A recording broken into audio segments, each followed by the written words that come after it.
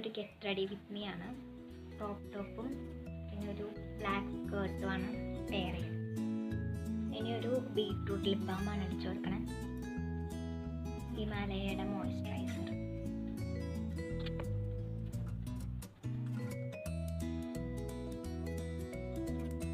ലാക്മേയുടെ സൺസ്ക്രീനാണ്, ഹിമാലയയുടെ powder,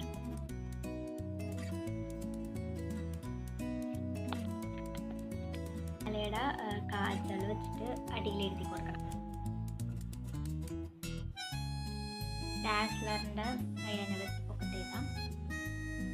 എൻവൈബയുടെ blush, എന്നിട്ടൊരു chain ഇട്ട് കൊടുക്കുന്നുണ്ട്.